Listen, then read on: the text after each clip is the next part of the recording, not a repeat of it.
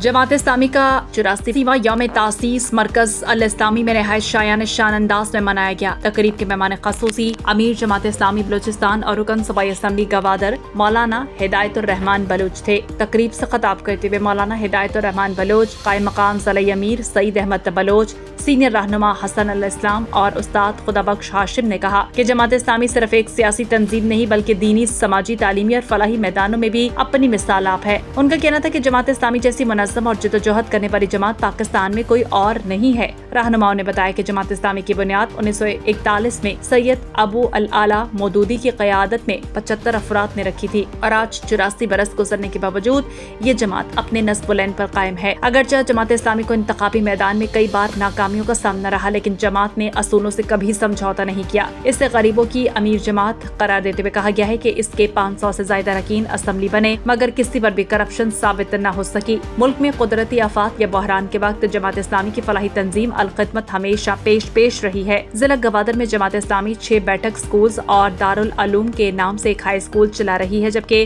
Mobile health unit ने 2 साल तक तिबी सहूलियात फराहम की। बरादर तंजीम हेल्पिंग हैंड्स गवादर में 200 यतीम बच्चों की कफालत कर रही है और मजीद 300 बच्चों की कफालत का प्रोग्राम भी जारी है, जिनमें से 65 बच्चे रजिस्टर्ड हो चुके हैं। मजीद बरा जमात इस्लामी गवादर में 25 करोड़ रुपए की लागत से 5 एकड़ पर एक जदीद अस्पताल तामीर कर रही है, जहां मनशियात के आदि अफराद का इलाज होगा और खवातीन के लिए दस्तकारी सेंटर कायम किया जाएगा। रहनुमाओं ने कहा कि जमात इस्लामी की खदमात और कारकर्दगी जिला गवादर में एक मिसाली नमूना है। तकरीब के आखिर में जमात इस्लामी का परचम लहराया गया, जबकि नजामत के फराइज ज़िला अमीर इकबाल मौला बख्श ने सर अंजाम दिए।